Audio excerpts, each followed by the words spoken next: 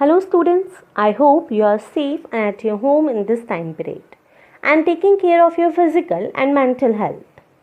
Here we are going to start with our fourth part of first chapter, that is Introduction of Accounting. हमने हमारे previous part में पढ़ा था limitations के बारे में, लिमिटेशंस ऑफ अकाउंटिंग, और समझा था उसके एडवांटेजेस को और उसके कुछ फंक्शंस को. इस पर्टिकुलर वीडियो में हम समझेंगे यूजर्स ऑफ अकाउंटिंग इन्फॉर्मेशन के बारे में और समझेंगे सिस्टम ऑफ अकाउंटिंग को. So let's begin it. Users of accounting information.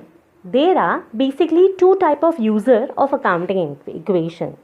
The first is external user and other is internal user.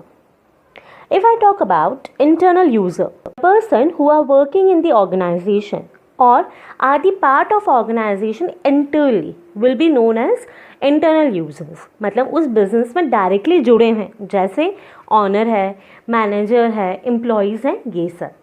अब हम समझते हैं कि इन लोगों को इस इंफॉर्मेशन की क्या रिक्वायरमेंट होगी, why they will be requiring this kind of informations. If I talk about owner, owner is the person who is investing money in the business. Yes और नो? अगर वो पैसा लगा रहा है तो वो पैसे के बदले में कुछ तो मांग रहा होगा या कुछ तो उसकी इच्छा होगी. इतने रिस्क पर he is taking maximum risk to employ the amount in the business, so he wants profit. And to know about that profit only, he will be interested in financial informations. क्योंकि इसके financial informations ही बताएंगे कि year and में उसको कितना profit हुआ है.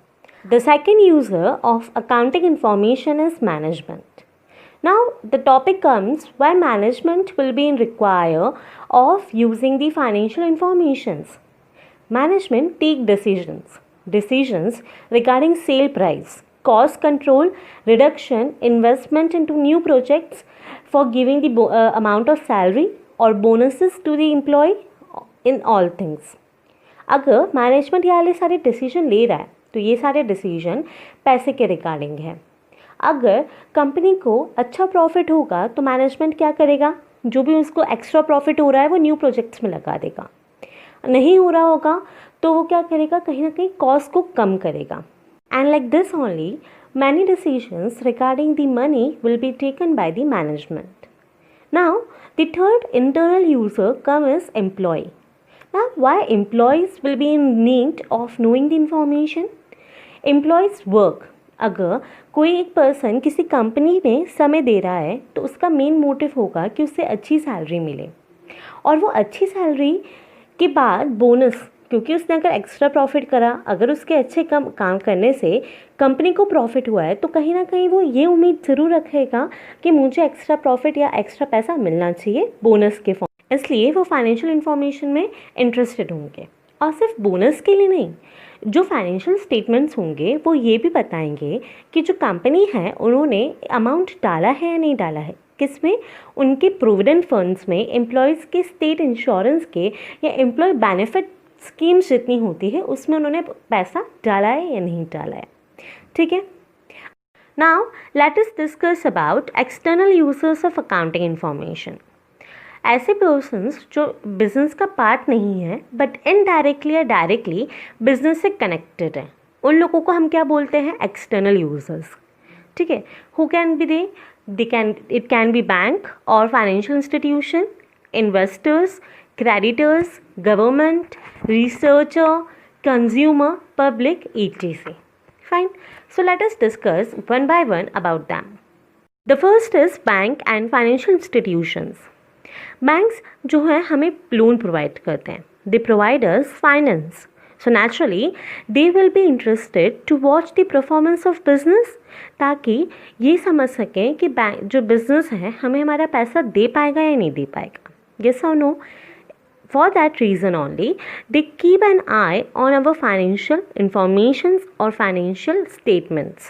Whenever a bank or financial institution provides loan, it goes through the 10-year data or financial statement of a company. और वो क्यों करती है? इसी रीज़न से कि वो श्योरिटी मिल जाए कि इस कंपनी में अगर हम पैसा इन्वेस्ट कर रहे हैं तो हमें रिटर्न में कुछ मिलेगा या नहीं मिलेगा. Now the second is investors and potential investors. Investors take risk. They also provide us money. But उनको कोई राइट नहीं होता है या वो डायरेक्टली कंपनी के जो वर्किंग्स है उसमें इन्वॉल्व नहीं हो सकते। ठीक है, उन्होंने इन्वेस्ट कर दिया है, आपको आपका रिटर्न मिल जाएगा, कंपनी बस इतना बोलेगी, उन्हें ज़्यादा चीज़ों में इन्वॉल्व नहीं करेगी कंपनी। इसी कारण से to know about the usage of their amount and the guarantee और security of their money, they are believing और they are just dependent upon accounting information.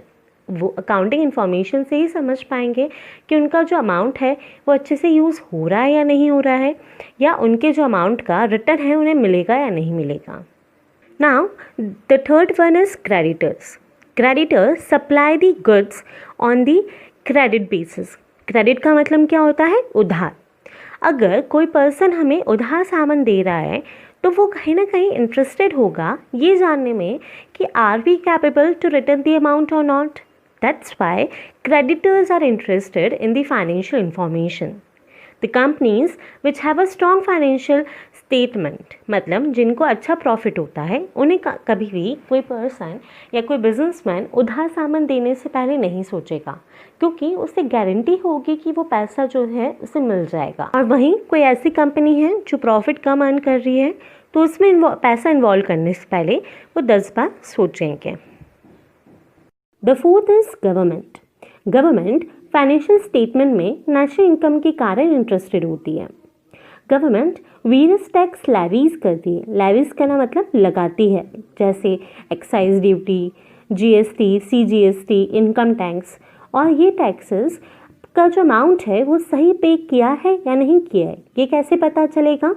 ये पता चलेगा जब उन्हें ये पता चलेगा कि जो अमाउंट ऑफ इनकम है या जो प्रॉफिट है वो कितना है।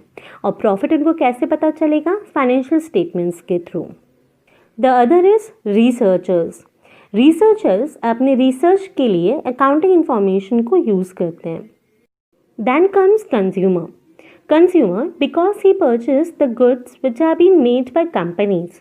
ठीक है, तो वो हमेशा ये जानना चाहेगा कि कंपनी अपना बहुत ज़्यादा प्रॉफिट ऐड करके उसे वो चीज़ तो नहीं दे रही है, क्योंकि अगर उसने ज़्यादा प्रॉफिट ऐड किया है मतलब उसे कहीं ना कहीं वो गुड्स जो है वो क्या है, ज़्यादा अमाउंट में मिले। तो ये चीज़ को समझने के लिए वो अकाउंटिंग इन्फॉर्मेशन में इंटरेस्टेड होगा। The last come is public. Public will be interested in the running of business because that business contributes in many ways to economy. For example, it provides employment to the people, to public. ठीक है, इस कारण कहीं ना कहीं जो company के work है उसमें जो पब्लिक होगी वो इंटरेस्ट लेगी, क्योंकि अगर एक कंपनी एक्सपेंशन के लिए जाती है, मतलब उसके फाइनेंशियल स्टेटमेंट्स ये बता रहे हैं कि वो एक अच्छी कंडीशन में है, तो वो क्या करेगी, और लोगों को एम्प्लॉय करेगी। इसी तरीके से अलग अलग चीज़ों के लिए जो पब्लिक है वो इंटरेस्टेड है फाइनेंशियल अकाउंट्स में। Now if this accounting information has this many users, so this should have some quality. Let us discuss about quality characteristic of accounting information. Firstly it should be reliable. Reliability होनी चाहिए, जो भी चीज़ें accounting में लिखी है वो complete और सही होनी चाहिए। Second comes it should B relevance, कि उसमें जो स्टैट्यूटरी मतलब कंपलसरी इंफॉर्मेशंस मांगी है वो तो होनी चाहिए, बट उसके साथ अदर इंफॉर्मेशंस जो रिक्वायर्ड है या ज़रूरी है या लोगों को पता होनी चाहिए वो भी लिखी हुई होनी चाहिए। Third comes understandability. उनमें बहुत ज़्यादा टेक्निकल वर्ड्स नहीं होने चाहिए जो एक कॉमन पर्सन नहीं समझ पाए। और लास्ट है कंपैरेटिबिलिटी। उसे हम उसको कंपेयर कर सकें, जो रिजल्ट आया है उसको एक तो इंट्रा फॉर्म कंपैरिजन कर सकें और इंटर फॉर्म कंपैरिजन कर सकें। Now let us discuss about accounting system. There are two type of system, single entry system and double entry system. जब मैं सिंगल एंट्री सिस्टम बोलती हूँ कि ऐसा सिस्टम है जिसमें जो चीज़ें हैं वो क्या की जा रही है, सिंगल टाइम रिकॉर्ड की जा रही है, क्योंकि वो सिंगल टाइम रिकॉर्ड हो रही है। जैसे मैंने क्या बोला, आई परचेज फर्नीचर, तो क्या होगा, या तो सिर्फ कैश जाता हुआ बता दिया जाएगा या फर्नीचर आता हुआ बता दिया जाएगा। ये नहीं बताया जाएगा कि फर्नीचर आया है तो उसके लिए हमने पैसे दिए। ठीक है, ऐसे जो सिस्टम्स हैं जो सिर्फ एक इंसिडेंस को नोट करेंगे उन्हें बोलेंगे हम single entry system. Are you getting the point? जैसे पुराने ज़माने में सिंगल एंट्री सिस्टम को यूज़ किया जाता था, जो भाई खाते होते थे, है ना, जो अकाउंटिंग बुक होती थी, मैनुअली जब हम लिखते थे तो हम क्या करते थे, बेसिकली सिर्फ एक बार सिंगल एंट्री कर देते थे कि ये चीज़ बेची गई है, बस ये लिख दिया जाएगा, या ये चीज़ खरीदी चाहिए, ये लिख दिया जाएगा। ये सिस्टम था सिंगल एंट्री का। अगर मैं उसके फीचर्स की बात करूं तो that is suitable for sole traders and partnership firm. उसमें कोई बेसिक रूल्स नहीं होते हैं कि चीज़ों को इसी तरीके से किया जाएगा, और यहाँ पे सिर्फ 2 तरीके के अकाउंट्स को मेंटेन करना है, जो होता है पर्सनल अकाउंट और कैश अकाउंट। क्योंकि वो सिर्फ एक चीज़ को बता रहा है, इसलिए ये इनकम्प्लीट सिस्टम होता है। इसमें सारे ट्रांजेक्शन्स को रिकॉर्ड नहीं किया जाता है, सिर्फ कैश बुक बनती है। यहाँ पे कोई यूनिफॉर्मिटी नहीं होती है, और सबसे बड़ी बात है कि ये जो सिस्टम है ये टैक्स अथॉरिटी एक्सेप्ट नहीं करती है, ठीक है। और ये ना ही ट्रू इन्फॉर्मेशन बताती है किसका, हमारे फाइनेंशियल अकाउंट्स का। Now let us discuss about double entry system. Double entry system was been invented in 15th century in Italy by Lucas Pacioli, ठीक है, इन्होंने इसको इन्वेंट किया था। इसमें हर ट्रांजैक्शन को 2 बार रिकॉर्ड किया जाता है, एक बार डेबिट और एक बार क्रेडिट। जैसे मैंने बताया था भी एग्जाम्पल कि सपोज हमने फर्नीचर्स परचेज करे कैश के, ठीक है, तो सिंगल एंट्री क्या बताता है, या तो सिर्फ कैश जा रहा है ये बता देगा, या फर्नीचर आ रहा है ये बता देगा। लेकिन जो डबल एंट्री सिस्टम है वो दोनों बताएगा।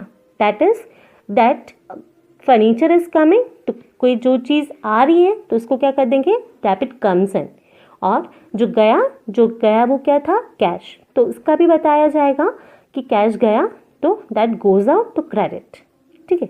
इस तरीके से जब चीज़ों को रिकॉर्ड किया जाता है तो वो डबल एंट्री सिस्टम है। अब अगर हम बात करें इसके फीचर्स की, तो क्या फीचर्स हो सकते हैं। पहला फीचर है कि ये जो है ये सारी चीज़ों को रिकॉर्ड करता है कम्प्लीटली, और ये दोनों एक्सेप्ट्स को रिकॉर्ड करता है, डेबिट और क्रेडिट। एक्यूरेट होता है, ट्रायल बैलेंस में बहुत हेल्प करता है, and it is accepted by the tax authority. Now if I talk about the advantage, it is a scientific method, जितने भी ऑब्जेक्टिव होते हैं अकाउंटिंग के उसको फुलफिल करता है। It record transaction completely, accuracy होती है, एक कंपैरेटिव केस स्टडी प्रोवाइड करता है, and less scope of fraud. So here we end with our first chapter. If you are clear with the things and you like the video, please like and share it and subscribe the channel. Thank you.